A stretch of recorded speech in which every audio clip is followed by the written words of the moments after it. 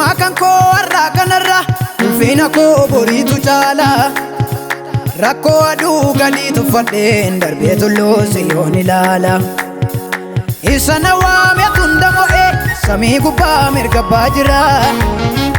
Gatii namaa tokko nambisu qajeelummaaf dhugaadhaanira. Badhaasni koo gonfoo adii calaqqisu. Badhaasni koo gonfoo adii calaqqisu. Abdii dhugaan harkaan qabadhee galgalli koo fokkisu. Badhaasni koo gonfoo adii calaqqisu. Badhaasni koo gonfoo adii calaqqisu. Abdii dhugaan harkaan qabadheen galgalli koo fokkisu. Badhaasni koo gonfoo adii calaqqisu. Badhaasni koo gonfoo adii calaqqisu. Abdii dhugaan harkaan qabadhee galgalli koo fokkisu.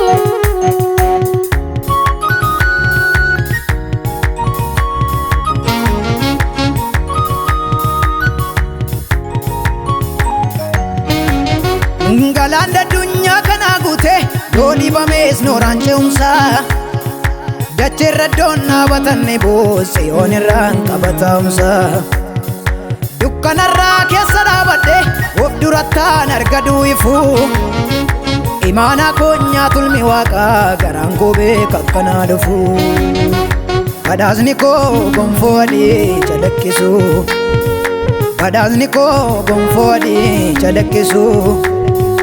Abdii dhugaan harkaan qabadhee galgalli koo fokkisu. Badhaasni koo gonfoo adii calaqqisu. Badhaasni koo gonfoo adii calaqqisu. Abdii dhugaan harkaan qabadheen galgalli koo fokkisu.